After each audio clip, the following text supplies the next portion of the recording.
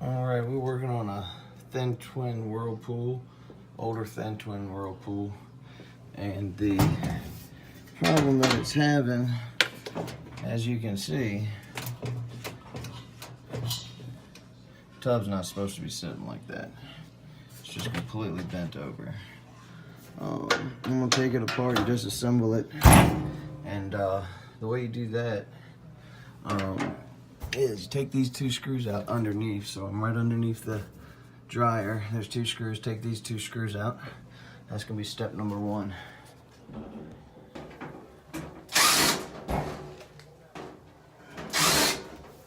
That drops down. Set that out of the way with the screws right next to it. And the next step, right back here, see if I can shed some light on this. Right back here, there's 5/16" screws on both sides. So that screw right there on the left, and this screw right here on the right. So take those out now.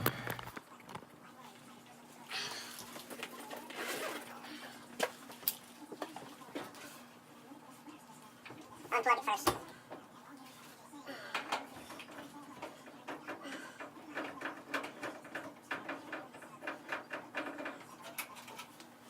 One screw. Two screws. So those are your back screws. Put those with the other two. And then, this whole thing lifts up. Right here, there's a connector. I'll show you that. So right under here, there's a lid switch connector. So I get a better angle. So that's your lid switch connector, and it's got a little push button. Pull that. Make sure you don't let these little brackets fall off. Those are super important for remounting it. The ones you took the 5/16" screw out of.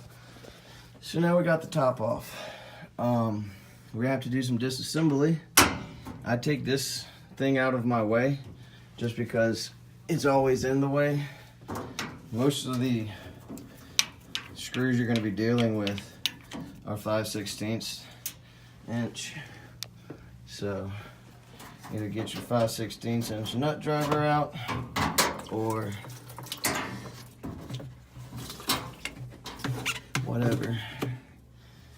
And then right back here, we've got one on the left and number two on the right, 5/16". I'm gonna take those out.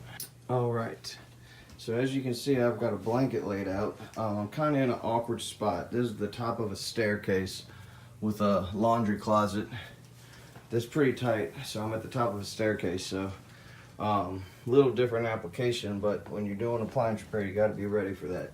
So what we're going to be looking at, I got the front off. I took those two 5/16" screws out, got the front off, and now we have the basic setup of a direct drive Whirlpool with a twist. As you see, the motor's over there with your pump connected to it.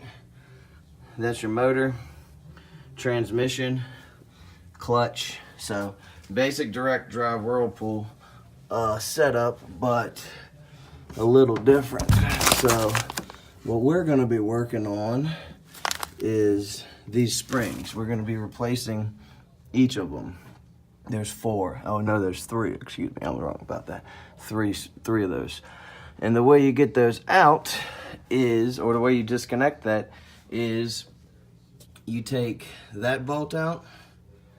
You take that bolt out. That releases your base from the cabinet of the washer. You unplug your motor so that your motor is no longer attached electrically. You undo your ground screw right there. And then you have to come up top, or midway up top, release your water level pressure switch, which is right here. Then you are going to, where is it? Oh, it's up here. Unhook that bad boy right there, which is part of your water valve system for filling the washer. So we're gonna do that, snap that back in, at this point. So we're gonna take that loose, and I think that's it. There's nothing else back here yet. That's it. So I'm gonna go ahead and do that. Alrighty, we've got everything taken out.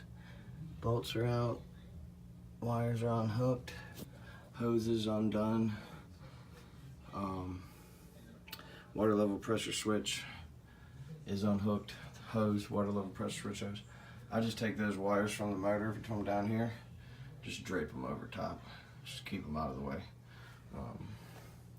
So now what we're gonna do is we're gonna pull up and remove the entire thing. So I'm gonna pull that out and set it right here where I'm sitting. All right, so we got her pulled out here on the landing. I did forget one crucial thing to mention: your drain hose, which connects to the bottom of your drain pump and runs around the back under those plastic straps. There's 2 plastic straps in the back that are part of the base. Unhook that, and next thing we're gonna do. All right, so we're down here now taking these shocks out, and basically it goes through the bottom there, and you got a nut up top. Get something like vice grips or channel locks and hold this nut, and then take another pair and spin this shaft like that, and it'll slowly unthread. I've already basically done it, so it's finger loose now, and then you just work it the rest of the way off till it pops off like that. And you can actually just leave it right there, and when you pull it back, it'll be there because it doesn't, see, it can't go anywhere. You can just sit right there. But you have 3 of those to do. 1 in the front, 1 on the left side, 1 on the right side, and then the entire tub, transmission, motor, pump will all be loose, and you can set it back in the cavity while you prepare your base. I am replacing the base and the shocks on this one. I always do that. I suggest you do too. If you do this job, price it for the base and the shocks, because a lot of times one of these shocks will be stripped out in the base. Yeah, these shocks can strip out in the base, and you will have to replace the base. So just price the job for the base, and if you don't need the base, great, the customer saves some money, but 9 times out of 10 you're going to need that base. And when you diagnose this job, check each one of these bolts when you come out, if you're coming out on this job, because I have seen where this milk stool rusts through. This, I don't know what you call it, I call it a milk stool. It's probably not a technical term, but this thing that the tub sits on, I call it a milk stool. It can, these bolts will actually pull through, and you have to replace this milk stool too, which is a pain. So hopefully you don't have to do that. But I'm going to take the rest of these bolts loose, and then we will disconnect the tub and motor and transmission assembly off, set it aside, and then put it on the new one. All right, got them all loose. Bolts are sitting in the back behind them. Careful when you pick it up. We're gonna pick up the tub, motor, everything, set it right there. All right, this is the underneath of the base, and these little clips that were holding your drain hose have to be transferred to the new base. And the way you get those out is you take a screwdriver, press on this tab right here, press them through. So now this is all trash. 3 shocks and a base is what I'm replacing. New base, 3 new shocks. I'm gonna go ahead and insert these clips back into the back here. And the way they go is not like that. Hold on a second.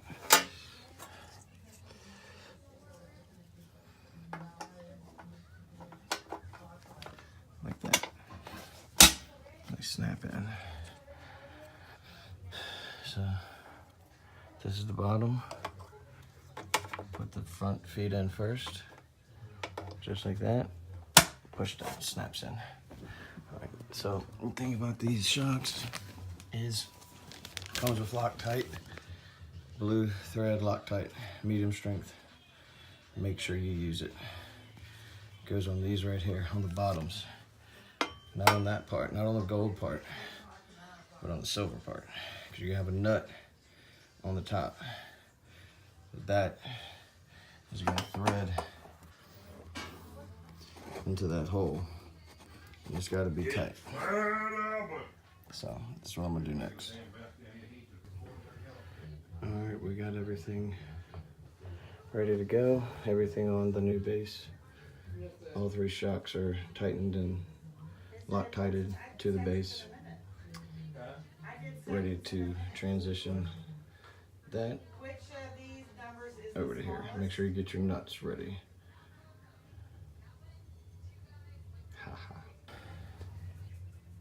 Alright, now we're back underneath, and these screws right here, self-tapping screws, come with the shocks. Go into the bottom cup of each shock. So you go through the bottom of the base into this bottom cup on all 3 shocks. And what that's going to do is going to prevent the shock from twisting or turning and unthreading itself. It's basically locking the shock in place through that cup right there. So don't forget that step. If you read your instructions, you'll know that. Here's your instruction sheet that comes with step-by-step instructions as well. So, bam. Got everything you need right there. You didn't even need to watch this video. Just go buy the shocks and do it. Alright, we're done. This is the thin twin shocks.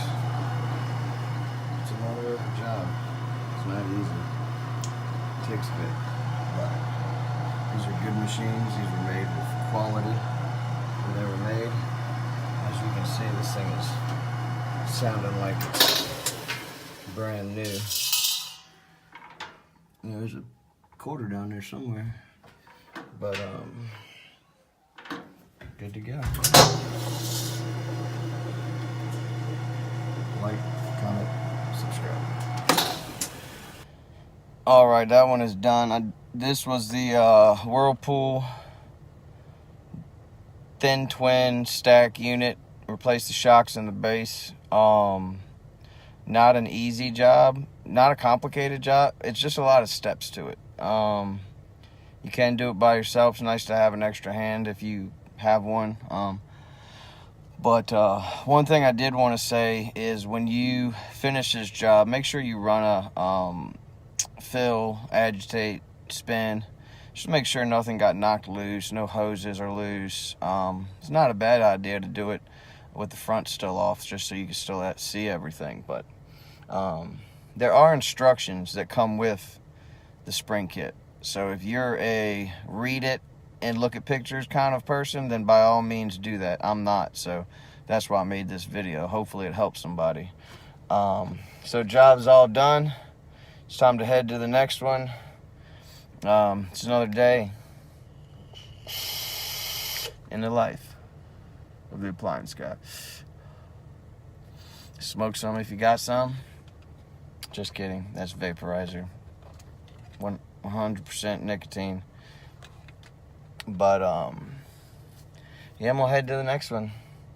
Hopefully you guys enjoyed this. This is live action. This is a real service call. This isn't a pretty room that you see all these repair videos in, where it's, ideal situation. This is real life. This is how it is in the field. This is how it is in the streets, son. From the streets, son. But yeah, that's and this was about as unideal as you can get. In an ideal situation, you could have had the base laid out, everything ready to transfer right over. It would have been a lot quicker. But in this particular situation, I'm at the top of a stairwell, sitting there with about a 2x2 square to work on. So That's the type of stuff that's going to separate the scaredy cats from the technicians, amongst many other things. So I aspire to be a great technician. I don't claim to be. I'm very new to this, but I'm learning fast and I'm applying myself. And if you're watching this and you're getting into appliance repair, that's the number one. That's the number one rule. Just apply yourself. Apply yourself in appliance repair. It's part of the name. Apply yourself. Appliance.